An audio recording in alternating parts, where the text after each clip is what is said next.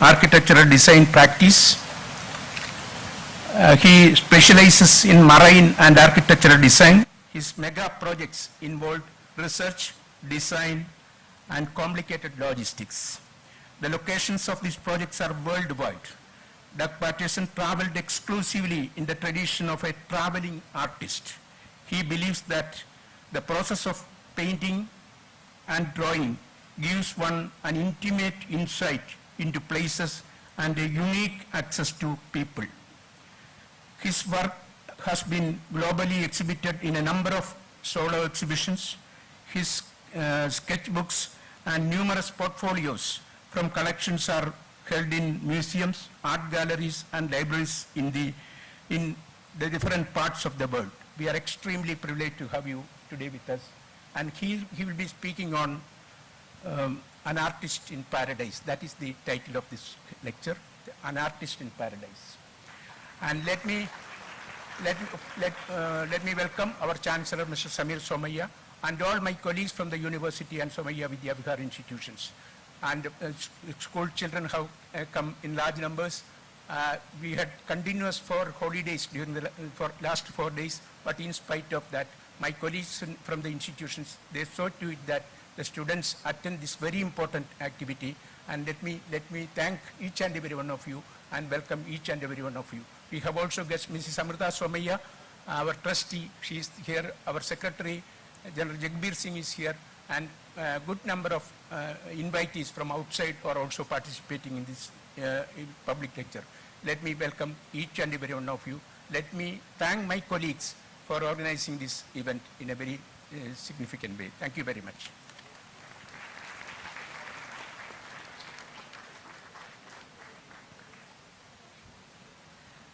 Thank you, sir, for introducing the guest and welcoming everyone.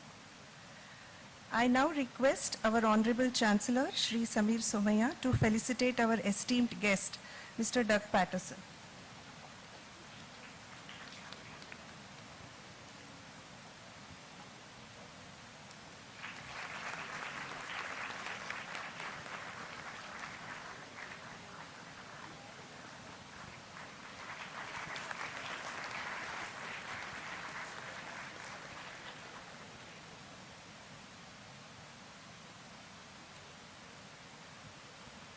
Thank you, sir.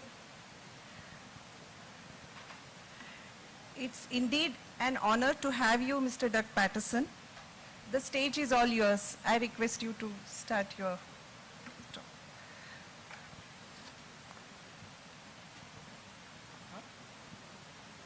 Not done yet.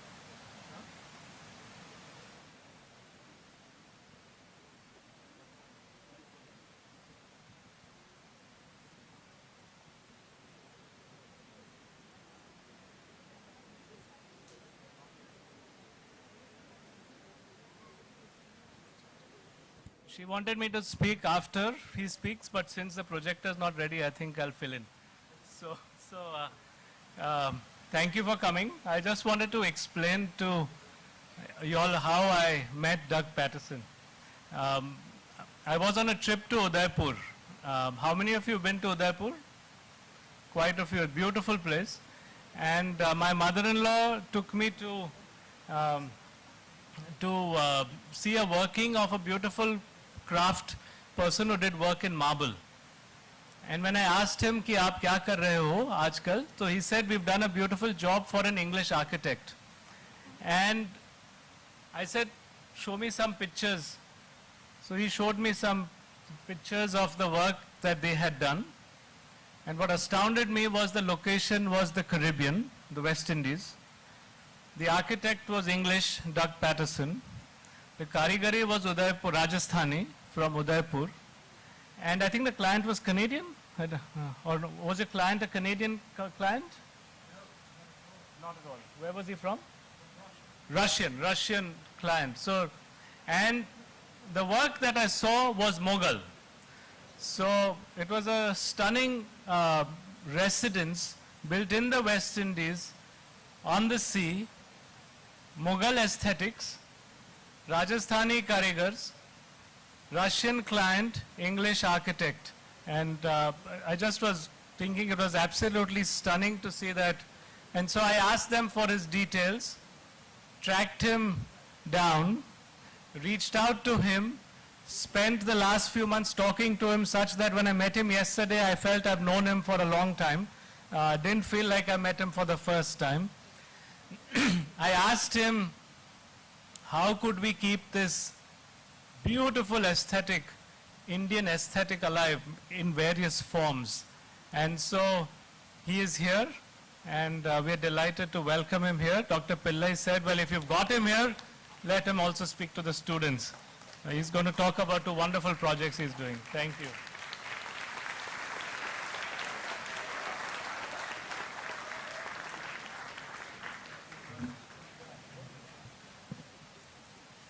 Good morning, and thank you all for coming. It's a great pleasure to see so many people here.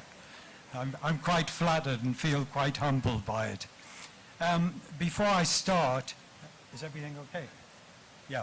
Before I start, I'd just like to tell you a little bit about my own history, because I think when you look at my work, it's quite confusing, and you probably think, where is he coming from?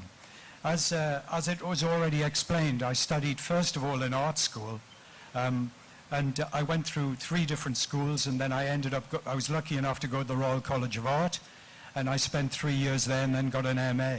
And then as I'd started previously, way back, I left school when I was very young, I was only 15. I went to study architecture. So my work over the years has always been a combination of self-induced work, which is going to be this first project I show you. When I say self-induced, that's working as an artist on projects I think about myself, and then one has to figure out the logistics of how you're going to do them. And then other work, my design work, the second project, I think there's a lot of engineers here, and that is, I had a commission to rebuild a classic motor yacht that was 60 meters long. So over the years, my work has not only been as an artist, but also been as an architect and working in the marine industry, working in the film industry. But I was trained in a way which now is probably quite old-fashioned. We were really trained to draw. It was a very crucial part of what we did. And we were also, we were trained in a different way, in as much as our training was very disciplined. You know, you had to work extremely hard. And I think one thing before I start, my life's always been a lot of fun, I can tell you that, but it's been hard work. And if you're going to try and make it, whether it's in engineering or in design or whatever your sciences or whatever, you must work hard and value the time you're at university and value the time you're at college to actually get good qualifications and to be equipped to go out into this world, because it's a very competitive place. Anyway, on a lighter note, or you'll think it's your grandfather talking, on a lighter note, this first project, I wanted to do a project which was very much to do with 3 religions. And I started the first part of the project, and it involves quite an interesting peninsula. This man here was a Russian, and in 1745, he went down onto he walked from Moscow, and then went to St. Petersburg, and then he went down to Saloniki in the north of Greece, and ended up on a peninsula called Mount Athos, which was Christian Orthodox, a monastic peninsula, which is, I'll show you by going over to the screen. Can everyone see?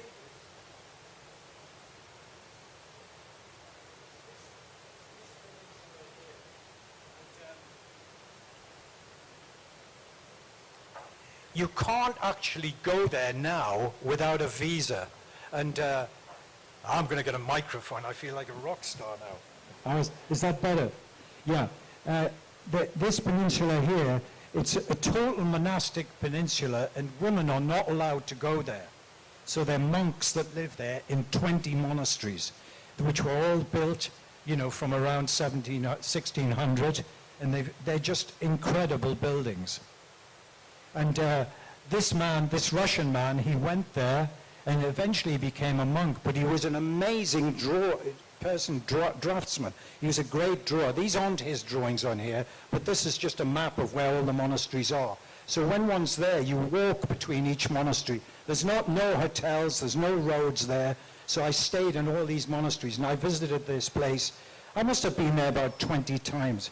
And I created the first portfolio or collection of the monasteries of Mount Athos that had been drawn to date.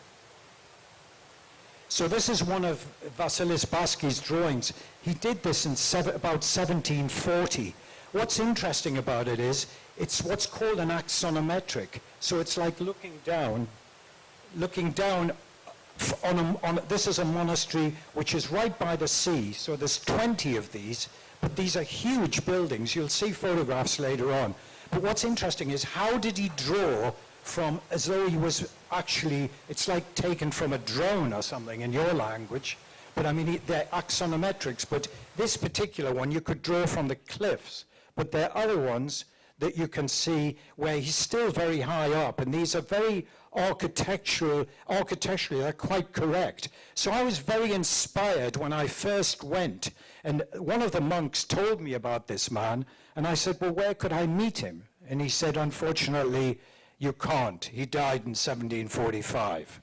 So I thought I'd follow his journey and go to all these monasteries and draw them. Again, this is one of his. You will get to some better ones. Right, so just to give you an idea, this is 2 monasteries. It looks like it's in Tibet, the upper one, so they're sheer cliffs. So these were built as fortified places of worship, and so because of pirates that were coming up through there in later years. So they're all different layouts, they're different monasteries, but as you can see, they're very big, they're very large communities, and they're beautiful inside with frescoes. This was one of my favorite ones, and it was so beautiful to draw there. So all the monks live in cells, and they have usually what's called a Catholicon or church. And historically, there've been lots of artists who've gone there, and I don't think, to my knowledge, that there was one particular artist, I think, in 1800, and he drew a lot of pictures there, but nobody completed the whole portfolio. So I decided I wanted to do this collection, which would be historic. So this is one of my drawings. I work sometimes in watercolor, sometimes in pastel, but you kind of, it's a sort of slightly distorted perspective. So they're rock, and then the buildings are all cantilevered off the top. I'm not going to go into the whole detail of these, or you'll all fall asleep, I can tell. So this actually is another wonderful monastery, and this is built towards the southern end, where there are lots of hermits live there. But you can see the structures. So I'm working here, and are these lights, I wonder if you should turn these down a bit.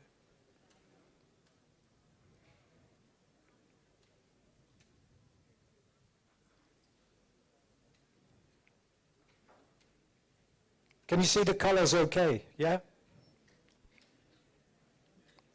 So these are, this work is all in watercolors, and I use a variety of papers. But they come in different shapes and different sizes, but they're all built as strategic buildings. So they're like forts, really. This is the very end of what they call Mount Athos, and Mount Athos is a very spiritual mountain. And these tiny little buildings that are on the rocks, might be if you turn these off too. They're where individual hermits live, and to get there, you have to go down on chains, because they're on cliff faces. And you go down you lower yourself on chains, and then there's individual people. Some of them fish by actually, just going out onto the outside of there. But they're very simple houses. And the only way to get down there is on this very old ferry. It's not a port, it's like a landing stage at the end. So that's how they're refueled. But I was following this man, Baski, who drew all of these places. So my drawings, in a way, they thought I was the monks thought I was a sort of reincarnation of this man, because our work is not dissimilar, even though, my own work is much more contemporary than his. We ask the people to be quiet, please. See, a lot of you, if you're not interested, you can leave. But otherwise, please be quiet. Okay. So the insides, they're called, these are catholicons, and they're all frescoes inside. So this is, my drawings are also, they tend to be, so I open it up like a box. So the actual insides of these chapels or catholicons are quite narrow. So when you go in, the main aisle down the center of the church, it then forms a crucifix at the top and goes out into these side asps. But the drawings themselves become quite distorted, so it's the only way you can actually see what they're like on a big drawing. And then I do a combination of drawings on the same sheet. So this is one monastery, but it's actually just different ways of showing it.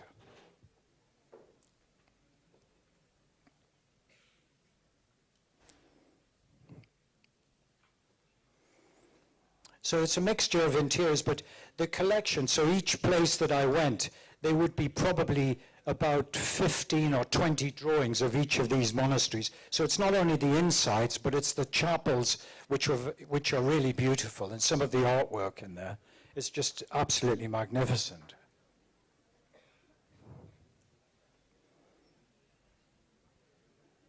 So also, the way they're built is that they tend to be built in natural situations. So this one's very much like an amphitheater, where the actual catholicon, the main church, and then the cells where the monks live are all around the perimeter. So it's kind of shoehorned in. And the monks themselves, they then have processions there, almost like any religious community. This is a Russian monastery, which is the biggest one on the whole of Mount Athos. And over the years, this is more like a town, but it is a single monastery. So again, these drawings they have a contemporary feel, and that's what I wanted to do. They're very much as illustrations. So doing this project, I became quite interested in actually then moving to the next project, as this was coming to an end. So after completing this portfolio, it now is in an archive, the original drawings. So sitting alongside, the drawings that were completed by Baski. But Baski was quite an amazing figure, yeah? And when he went there, he walked all around, and then he was preparing drawings, and then he went to a place called Meteora, which is up in the north of Greece. This is off the peninsula, where there are these huge rocks. And you can see here, these are his drawings, where the monks were forming gardens, and they lived on top of these great big rocks where they built monasteries, and they had to go up by rope. So they were all fortified. Again, this is around about the same sort of period, 1700. So I visited the Meteora too. But these are his drawings, which I'm really fond of. I think they're quite wonderful. So the actual location, you can see it's in this valley with these enormous rocks, and the actual monasteries are perched. They're like eagles' nests on top. So this is Meteora. It's not dissimilar to Mount Athos, but it's a lot of climbing. So, in the preparation of some of these drawings, it was a lot of climbing for me to actually, to get up there and then be able to draw them. And they're quite tightly grouped together. There's about 7 in total.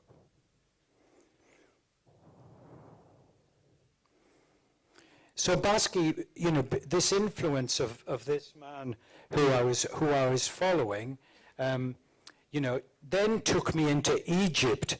This is a place called St. Catherine's Monastery.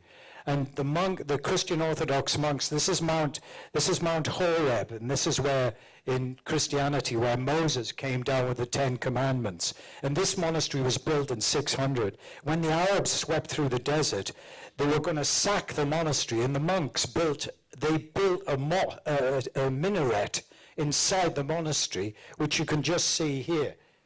That building there is actually a monastery. So when the Arabs were coming through the desert to actually sack this, they actually they left it, and it got, they left the monastery intact. So it's never been sacked. But this is where the original 10 Commandments came down.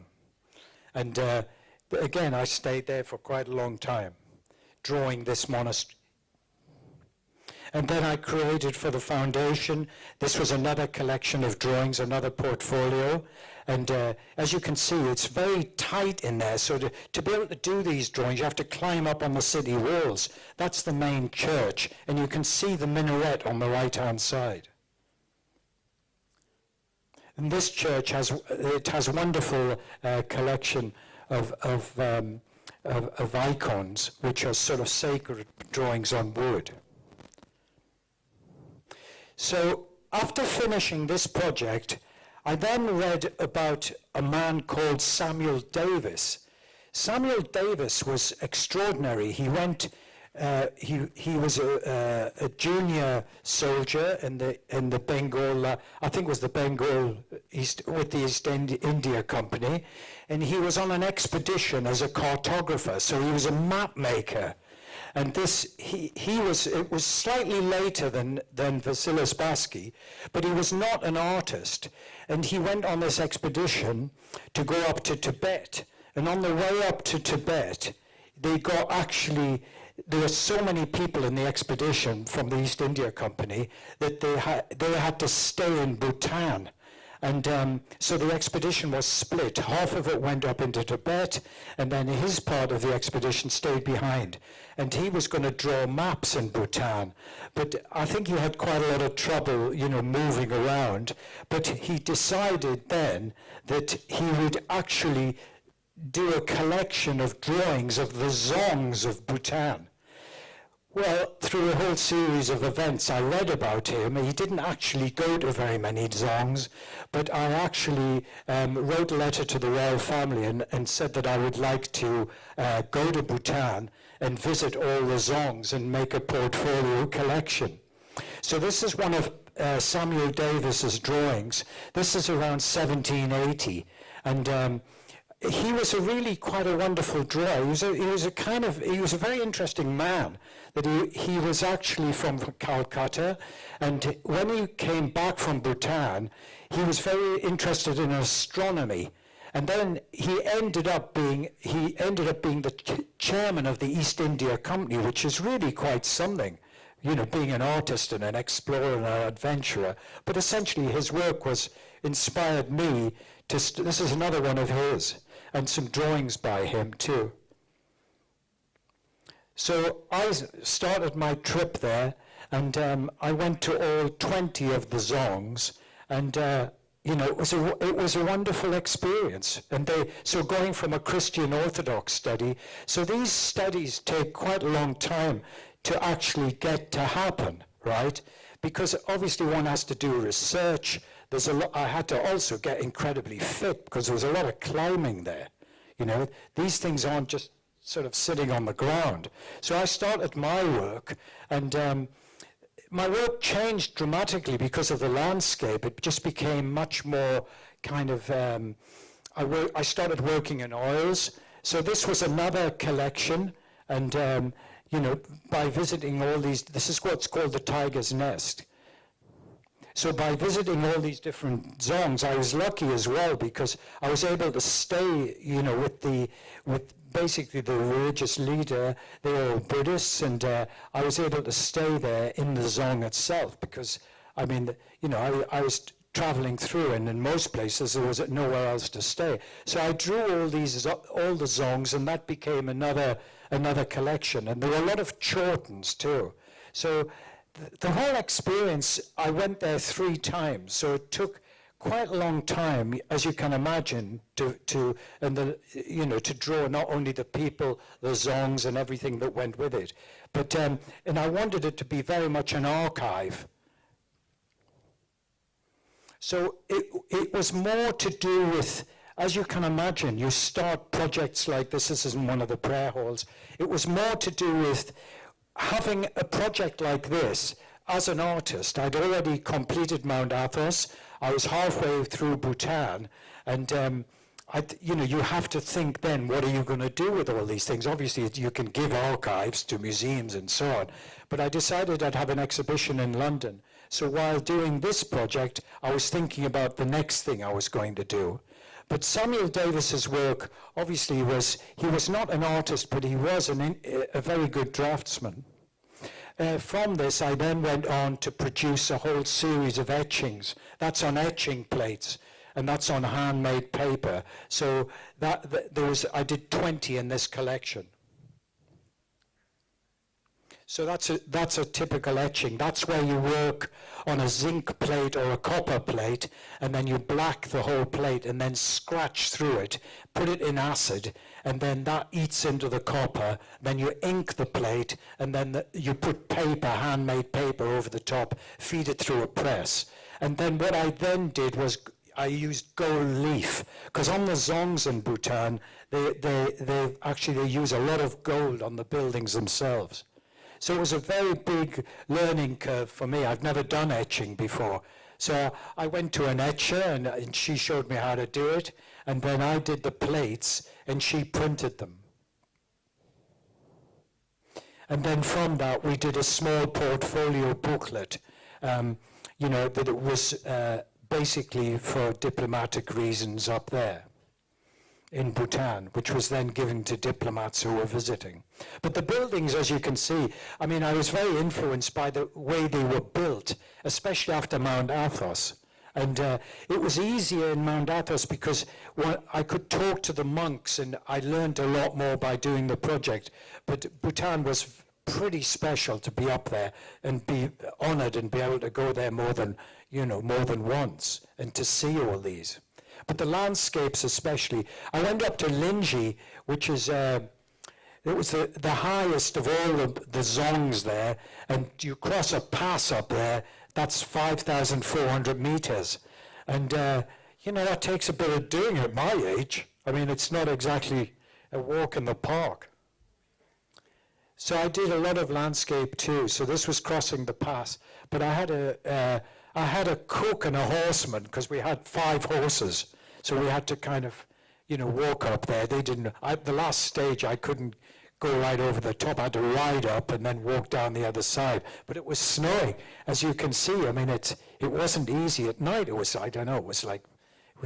was Linji. When I actually got to the zone, which was very small, the monks had left for the winter. So we were lucky to get in there and get out before we got snowed in. So the last person on this, this kind of artisan paradise project, this man he's quite unknown, but his name is Hercules Brabazon.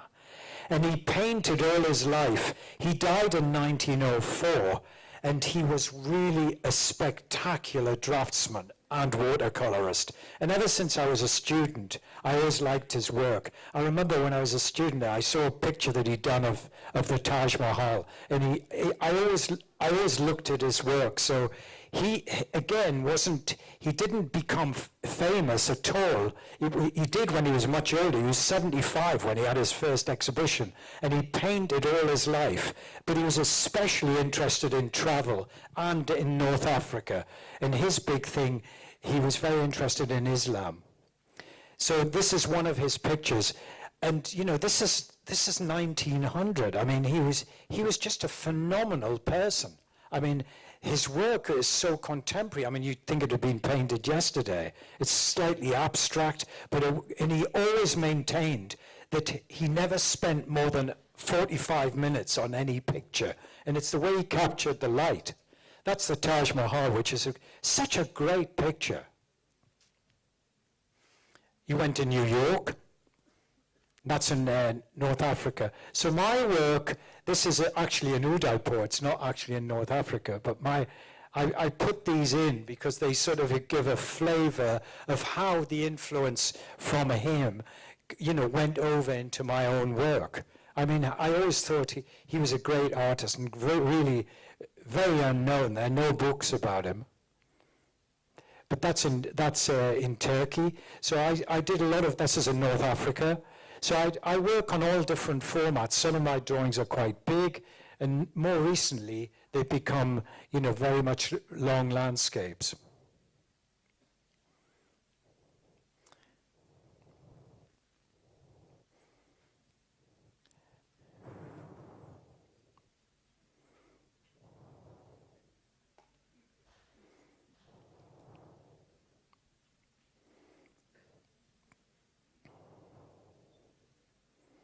So I traveled a lot through North Africa and also in India, visiting a lot of the Muslim sites. But this was coupled up with, working on my work, which is in architecture. So these were kind of also reference trips when I was traveling around and making a big point of visiting all different sites. So I traveled, I went up the Hooghly River, and I was on the Brahmaputra, and just step wells, and I could never really get enough of. I love drawing in India because everybody always comes to talk to you.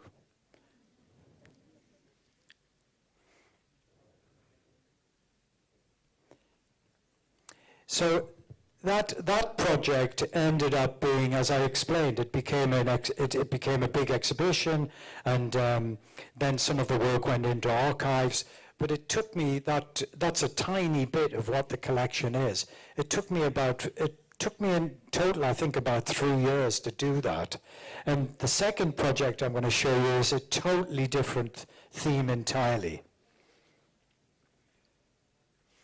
So, as well as my art career,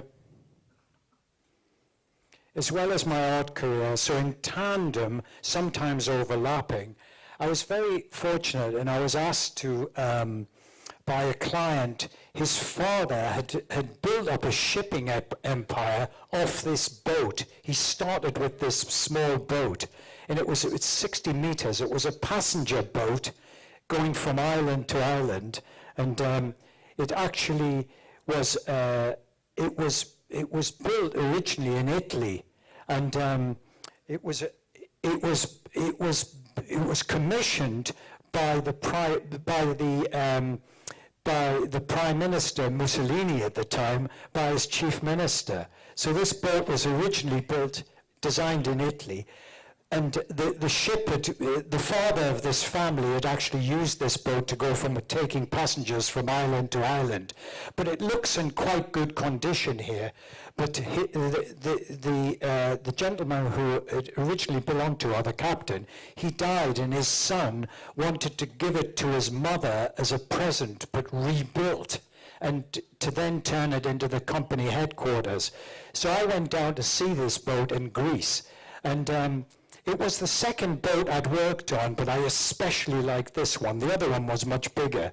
And I went down and looked at this boat. So it's 60 meters long, and it hadn't been in the water for 25 years. So those photographs, you can see the condition. It looks in quite good condition here, but it was totally in ruins. Well, at that particular time, my commission was just rebuild it, Doug, design it and rebuild it. And I looked around. At that particular time, you couldn't build a ship in Europe. There were so many people that had become nouveau riche and made a lot of money. All the yards building private yachts were full. So I went to Croatia, and I found a shipyard that still did welded hulls and riveted hulls. So this ship, we had to pick it up and load it onto another ship. So, we couldn't sail it. It wasn't seaworthy. So we lifted the whole ship, stripped it out, took the engines out, then lifted it up and put it onto another ship, and then sailed it from Greece to Croatia. So, I didn't even know at the time if the ship would snap in half. So I could have ended up with 2 halves instead of a ship. But you take a risk, and I had engineers that I talked to, but everybody said it was a risk, and we welded these rings on along the side so we could steady it, and then we loaded it onto the ship. So you can see here it's going, and it just went in. I mean, it was, the other thing was, I thought it was another 8 meters longer than it actually was, but it wasn't. And so we got the ship loaded, then we took it to Croatia, and I'd already been there and found a shipyard. We'd negotiated a price, and then you have the job. So here it's actually sitting in the water after we'd actually taken it there. But it looks quite good here, but I can tell you it was a complete wreck. So the shipyard, we started the work in this shipyard here, and it was, this in a way is sort of like what's happening in lots of countries. These were old ship workers who were used to working on steel riveted hulls, which they don't have anymore, and there were lots of crafts based around this shipyard, and after our job they would never work again. So this was really the end of a period where to build this ship now, I just don't know how you would do it, right? So we took it into this big shed, and we were in that shed for 2 years rebuilding this boat. So I changed the lines of it. This all went through a process of design. So then we cut away all these orange plates on new pieces of steel because the old ones were completely rusted out. So everything that was taking place. So, I built up a team. I had to find a naval architect. I had to find other engineers. And we set up an office in Croatia, and then some of the work we were doing in London.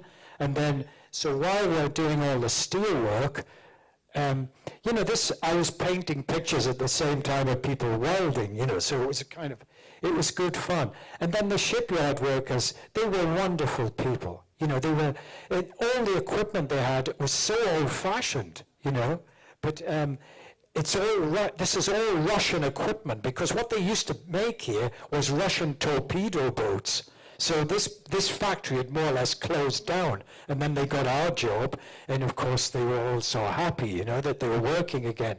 So the boat started to take shape.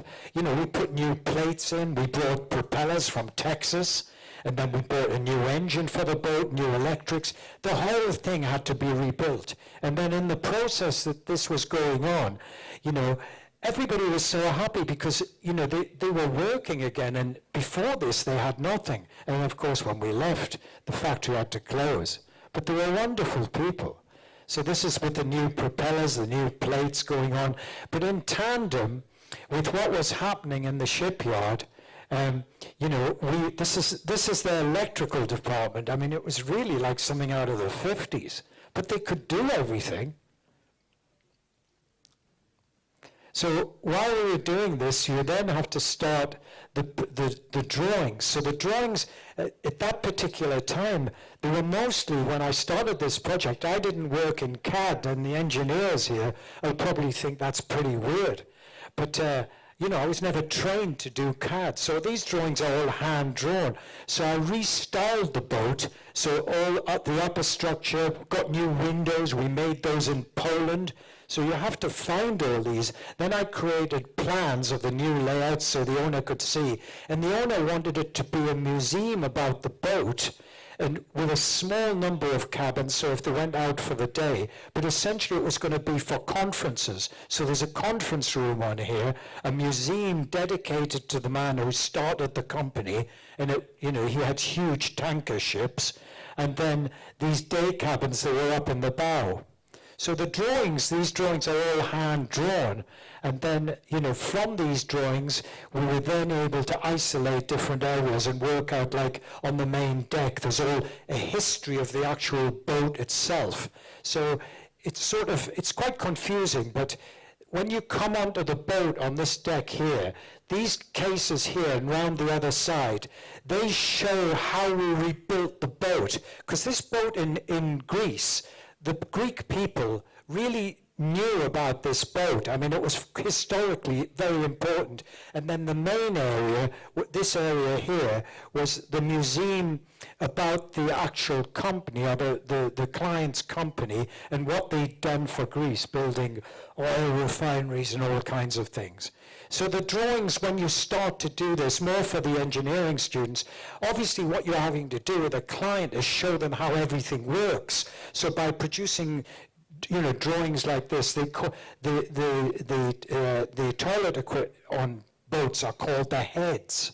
And then the beds, how beds fold away, even though there are a small number of cabins. But the drawings themselves, they started to mature and they got better, and we worked out more of the areas. So while all the steel work was going on, the circulation of the boat, and then all the samples of what the interiors were going to be like, this is how we produced them, and how the museum started to develop.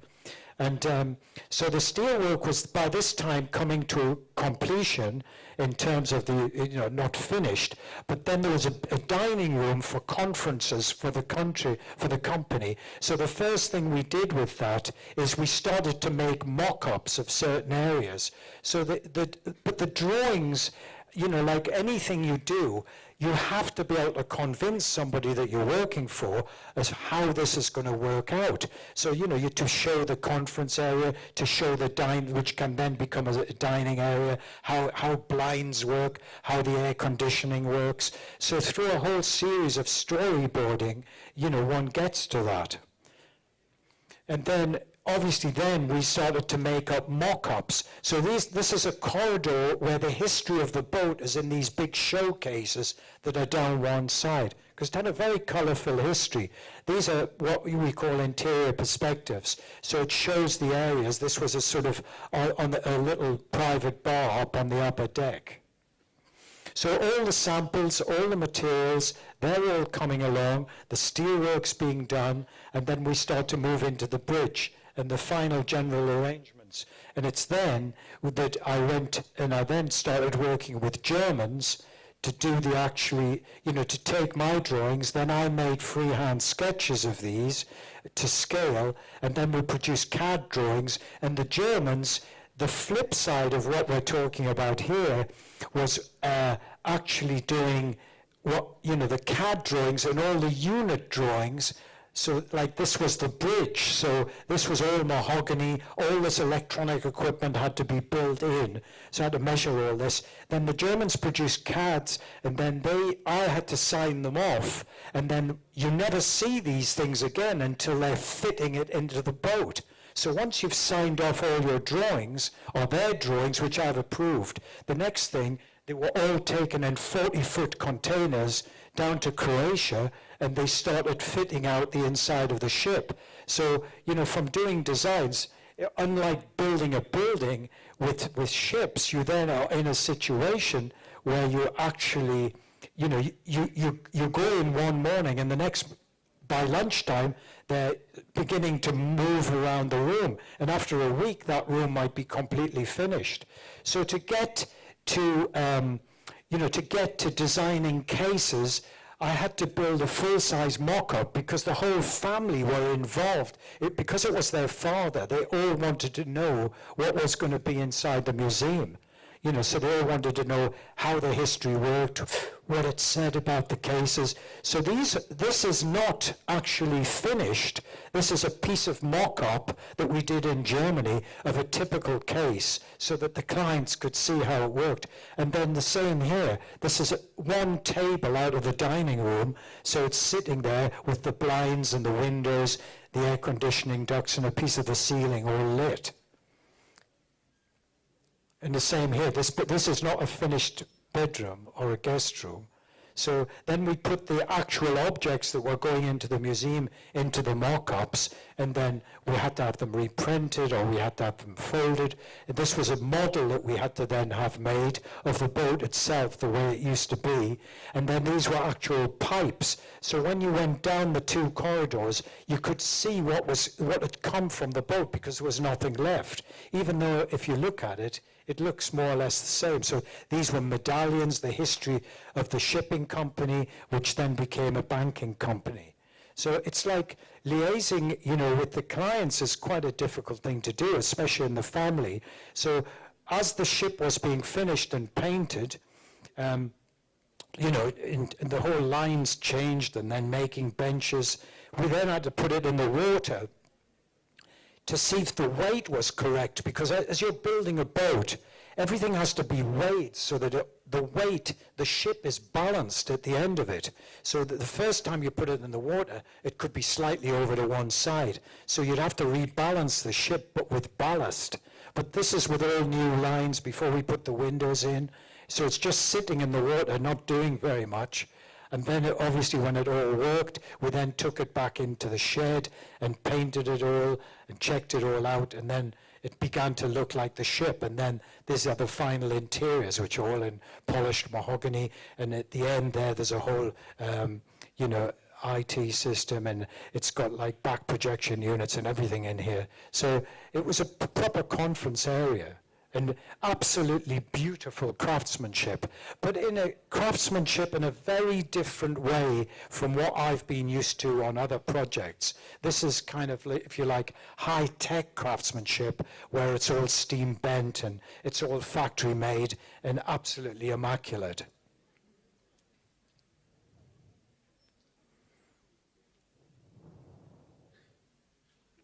So the museum itself, when it was finished, because the family had all these boats that used to transport oil, what we actually decided was that we would rebuild these. And I found an old company that used to make boats, sailing boats. And we found the plans, researched the plans, and they remade all the boats or some of the bigger boats that the family had, which were tankers. So these are all models that we had to construct and then put in these cases and then work out the lighting and everything to do this. They'd also built the biggest oil refinery the family had in Riyadh. So it was a kind of, that had to be represented with models and everything. So it's a very dark space when you go in. But, the problems that you incur are like this staircase was prefabricated in Germany. So it went through 2 decks. We had to take it down there in one piece. And then all the old parts of the ship, we kept them and we used them as part of a sort of living kind of museum. So the old steering wheel of the ship.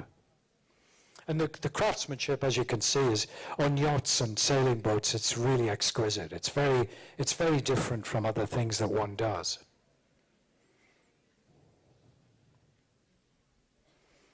This was probably one of the most complicated things to build. These are mahogany slats, and they're all on a different curve. We did this in Croatia, and I don't know anybody else who could have done this. But it looks a simple job, but it's not. So when the boat was finished, then it had to have a sunshade over the top, and that's weather protection at the end. In case it's stormy, we had to have these storm screens made. So at the end of the whole exercise, it all came together with the new engines, the new bridge. And finally, the day arrived when we took it out and put it in the water for the first time. And then we sailed it back to Greece through the Corinth Canal. So, it was a time in my life where I was mostly in Croatia and in Germany and in Greece, traveling backwards and forwards. But I mean, who gets to do a boat like that? So, all I can say is, like in my career, it's been, pretty colorful with projects and things, So that's it, the boat just returning to Greece after nearly 3 years and going back as this real gem with beautiful pieces on it and just a testimony of great craftsmanship within the marine world. So, I mean, that's like 2 projects that, I've been involved in, and they're very different in terms of what they are, but I think the main thing is that whatever you're going to be doing, you have to have a vision, and you really have to have drive, because to do things like this is not easy. It's not easy it sounds very glamorous, taking aeroplanes here and there, and being in different countries. But I mean, nobody pays you to get off a plane and be tired. What they pay you for is to turn up and be alive and soul and have enough energy to drive something forward when you're half dead, just staying alive. But I wish you all luck, and I hope this makes sense. I'm not the best speaker. I've never seen so many people in one room. I feel like Mick Jagger at the Rolling Stones. It's like a Rolling Stones concert. But thank you very much for coming, and thank you for your patience for watching this.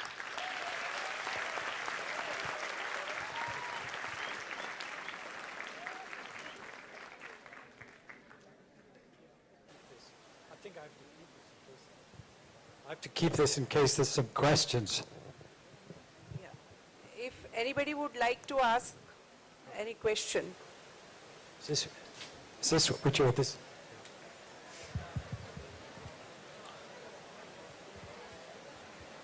The student volunteers are requested to take the mic to the students who raise the hand. There is one student who is sitting in the, so she is here.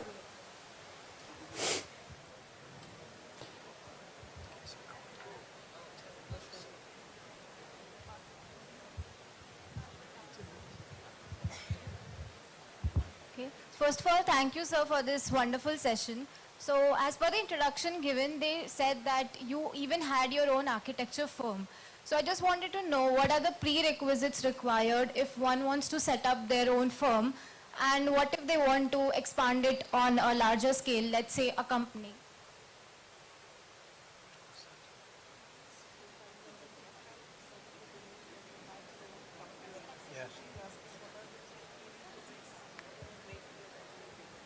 What are the prerequisites to make my company big? Not to become big. That's one of them. I have two very good partners, but in my life, I've had different partners at different times. But my current company, there's only 8 of us. One of our architects, she works in Spain, and then the rest of us are in London. And they're made up of a mixture of people. There's one lady, she's from Turkey, and my 2 partners are Argentinians, so it's pretty international. But I never wanted a big company. I'm not really a big company person, And I like to go to jobs, I like to be involved in them. I'm not really good at sitting at the desk for that long. So, before you started out with your own venture into architecture, did you have kind of a lot of networking or any certain prerequisite which you followed before you set up your own firm? Yeah, well, actually, it didn't quite work like that, because when I first left school, I really did not have a very good education. So I was pretty obsessed. I was more obsessed with motorbikes, to be frank. And then but I always drew, and I always wanted to be an artist. I just thought motorcycles and art went together very nicely. And so when I eventually decided, after working for a few years, to go to art school, I suddenly thought, this is what I want to do. But I'd always thought a bit like that, but in the beginning, I didn't have the drive I had later on. Okay, thank you, sir.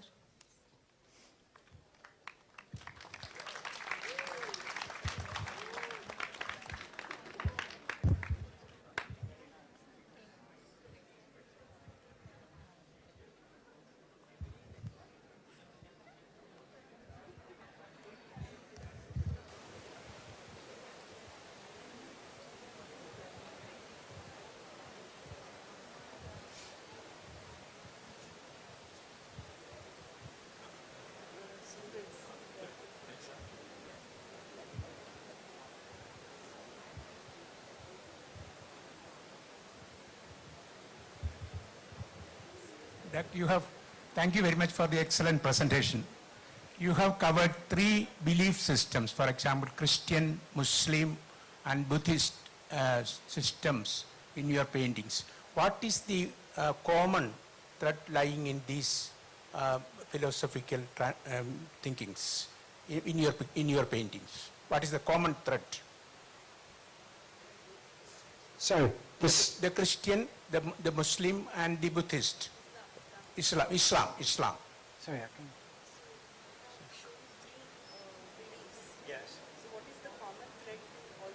Oh, sorry, my apologies, yeah. The monastery.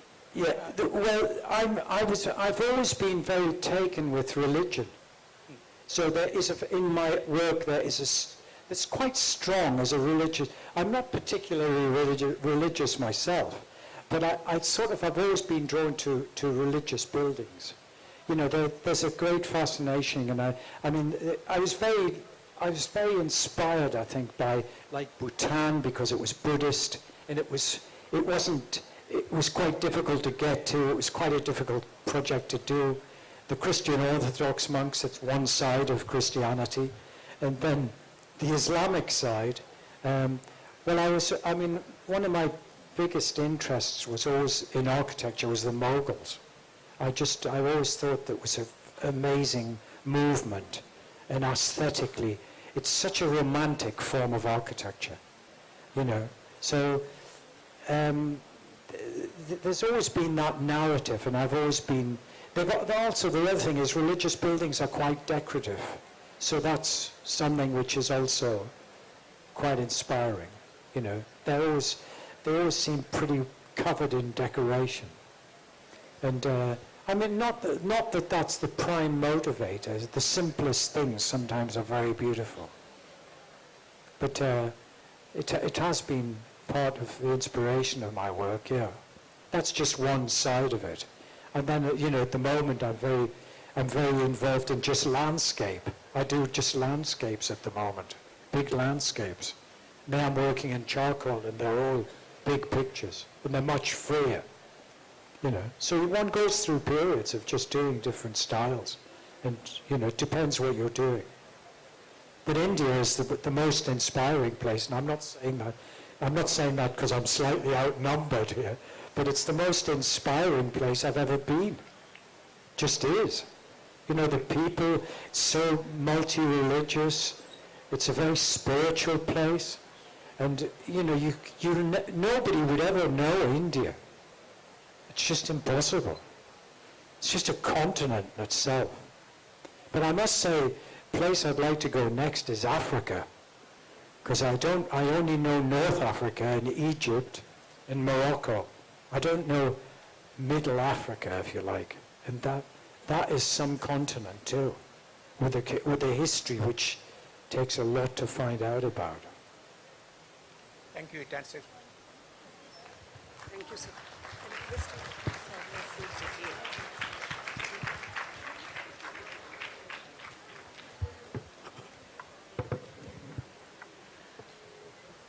Wow, what an amazing and colorful presentation.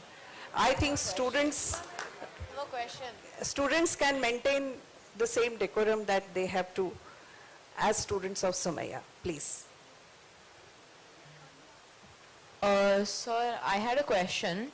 How do you think the artist that drew the Buddhist monasteries before you, how do you think he drew it from more of a top view while being on the ground?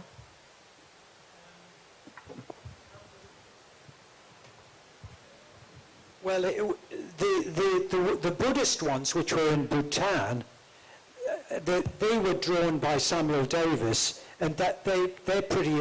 It was the first one. The ones by Vasilis Baski, I don't know, because I didn't show that many examples, but he had drawn all the monasteries, and some of them I didn't understand because they were drawn from as though he was over the sea, you know, as though it was taken by drone, and you know, they're quite accurate, and I don't know how he did that at all. They're called axonometrics in architecture, and you know, they're this sort of strange, where they're kind of, you know, from above. I don't know how he did, I don't know. Unless he just levitated. Thank you so much, sir, for your excellent and very interesting presentation. I would like to know, if I may ask, you had School of Arts where you took the admission and completed your MA. What made you to change from MA, that is School of Arts, to architecture? Thank you. Well, it was part, I mean, I did really like architecture. And when before I went to art school, I worked for some different architects. And I could draw, so they always employed me to draw the buildings they were doing.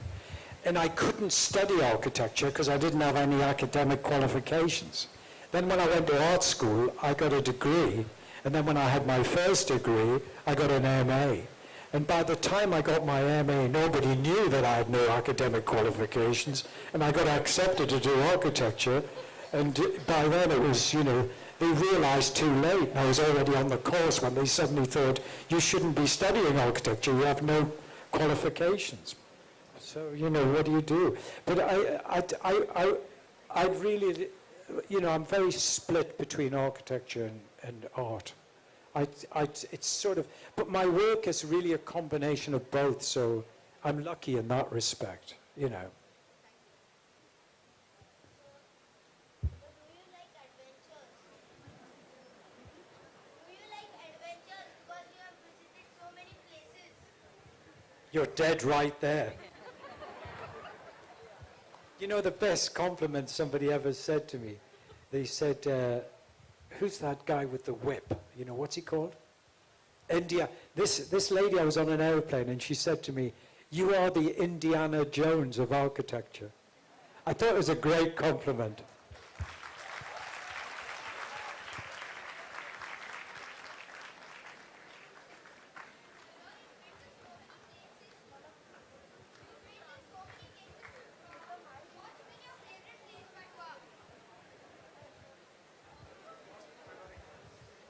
You've been to so many places to draw. What's been your favorite place by far? My favorite place so far? I haven't been there yet. But there's a lot. Thank you, sir.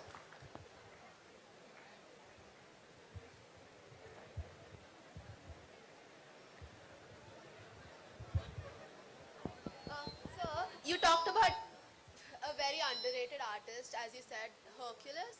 How would you know about him since you said he was really underrated and not talked about? Sorry, it's very difficult to hear. You talked about a very underrated artist, Hercules. Yeah. You talked about him. How would you know him? Because you said that he was very underrated and not that famous. And because he was self-taught and self-made. Are you referring to Hercules Brabazon? And I said he was very underrated. In actual fact, you probably know, if you can Google it up, but if you Google up William Mallard Turner, who was one of the greatest watercolorists that came out of England, and extremely well known. Well, Hercules Brabazon was definitely his successor, but he's not acclaimed. And he was discovered by a very famous painter when he was very old, and then he had exhibitions. And he was just, you saw those early sketches. You really have to look at them very closely. They're really fantastic. He just captured, he captured in just minutes the whole environment, But there are no books about Brabazon.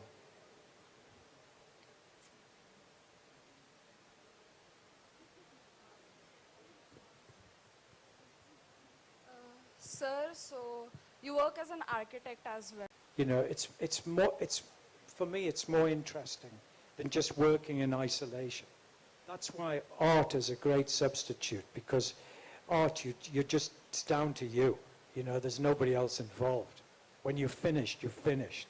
Whereas with design, there's always like something else needs doing, So developing projects with clients can be a very rewarding thing. Can also be very frustrating.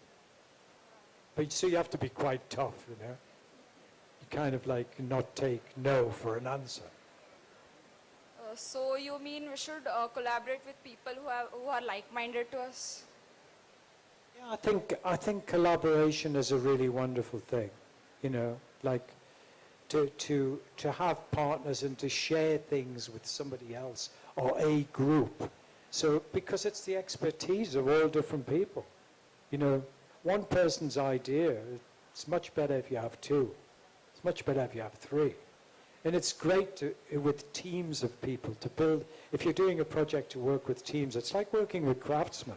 You know, you might know what you want, but they're going to show you another way how to do it.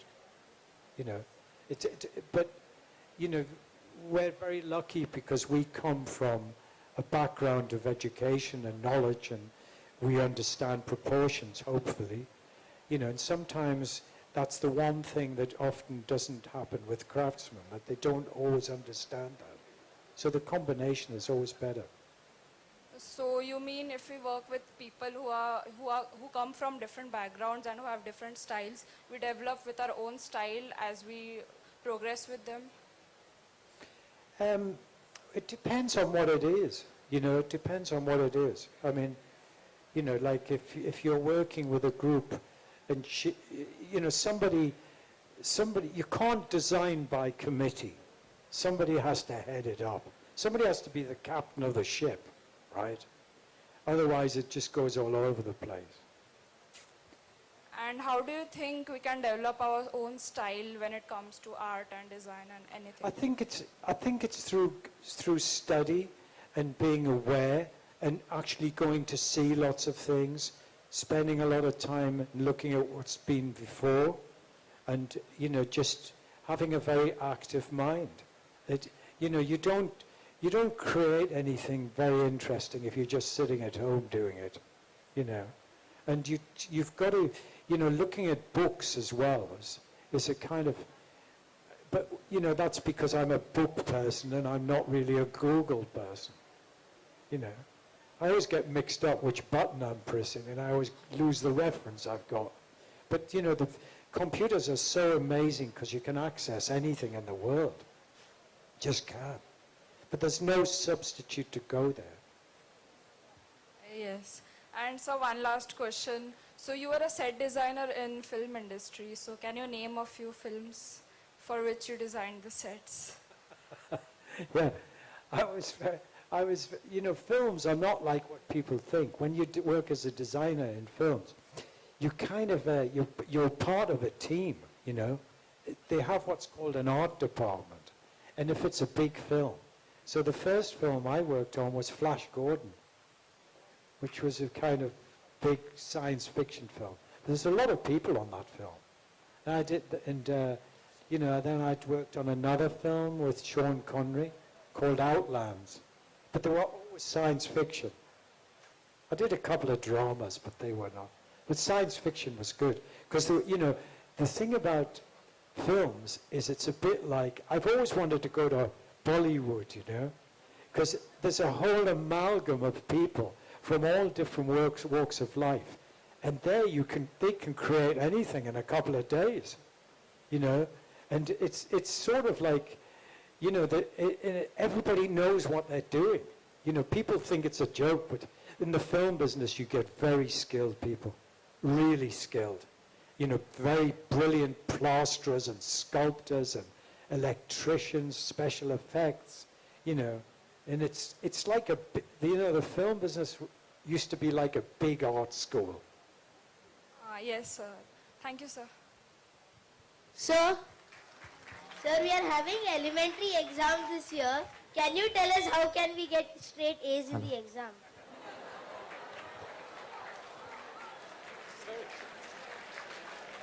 Sir, some tips for becoming a great artist so that we can get A's in the elementary exam.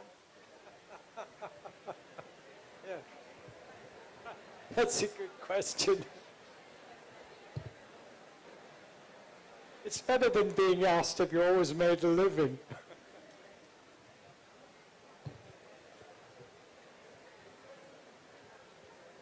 So I know there will be many questions in your minds, but I think... The last question, sir. Okay. Hello, sir. You are work as a set designer also. So what do you think about the real architect and real architect? What your experience about? Just say. What are difference in real architect and real architect? You worked as a set designer also. So what's your experience? Of real architects. Yes, yes, yes. There's a place for everybody. I mean, I've got a lot of friends who are architects, and they're real architects, you know. I mean, they seem to worry a lot. You know, the problem about architecture is you always think something's going to collapse, you know. But, no, I really love architecture. You know, it's just, I just take the path I've taken. Thanks. Thank you, sir.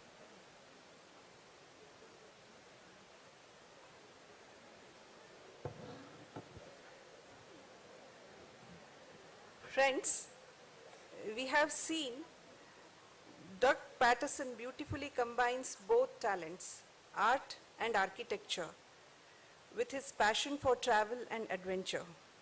Given that he is a traveling artist, and that when such an artist travels in paradise, you can just imagine what an incredible canvas that it will be created.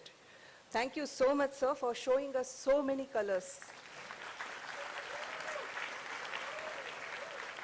The insights that you get from Mr. Doug's paintbrush drawings will never be got from photographs if you try to click the same on the monuments that he has painted. Doug's dexterity with paintbrush shows us the amazing canvas that he can create. In his presentation, he also revisited the three great artists' timeless works and brought so much life to them. गुलजार साहब ने लिखा है, किस्मत की रेखाएं मुट्ठी में तो होती है, मगर अफसोस काबू में नहीं आती. But I think Sir's work definitely defies the same because he has brought life to many a dead monuments. Thank you, sir, for sharing your excellent piece of work with us. I request Professor Ukrandey, sir, to deliver the official vote of thanks.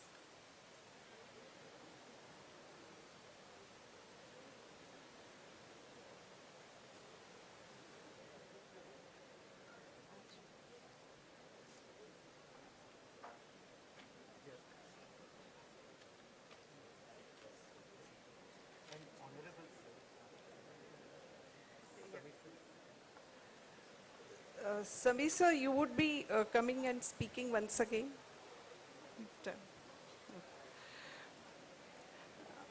I'm sorry, I request Lieutenant General Jagbir Singh sir to give the vote of thanks, please.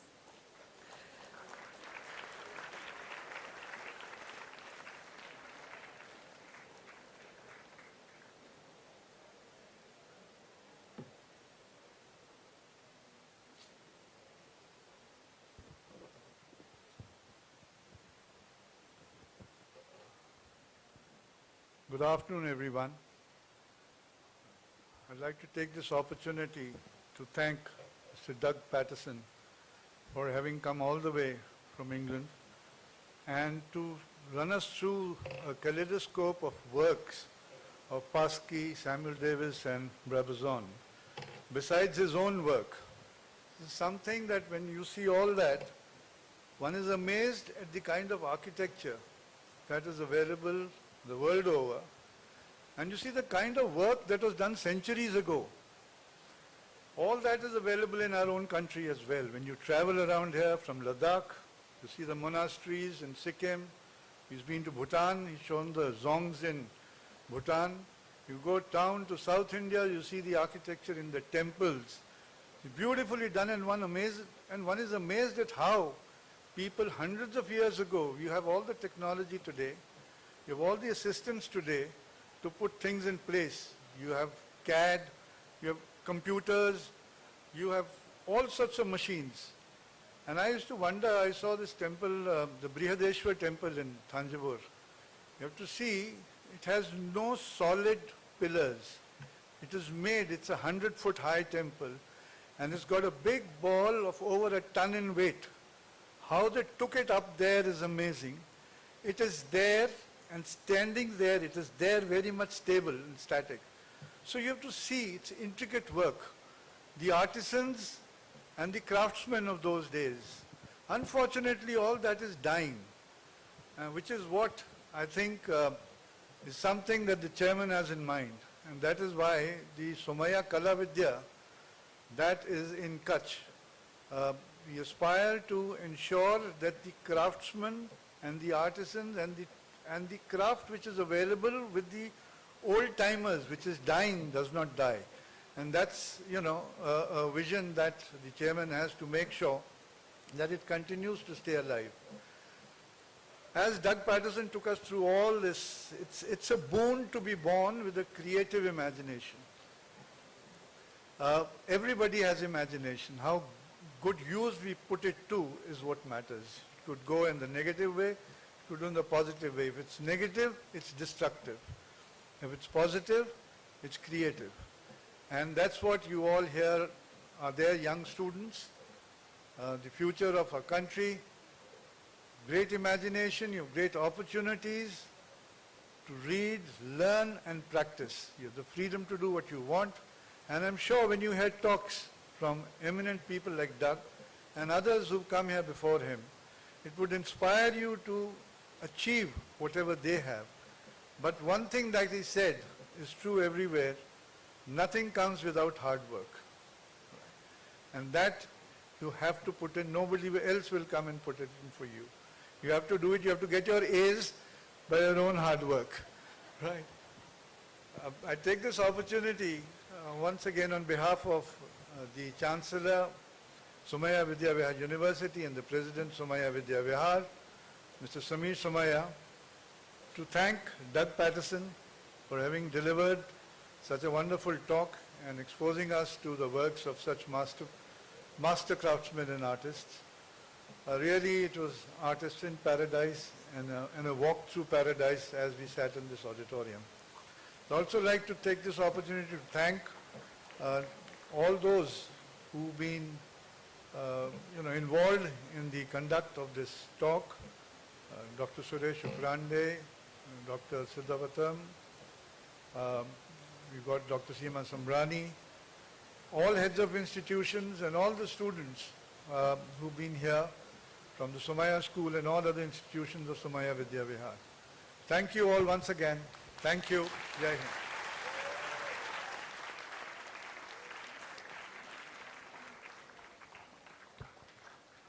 Thank you, sir. I thank all the students for coming in these large numbers and being here patiently. Now you can all leave for your classes. Thank you.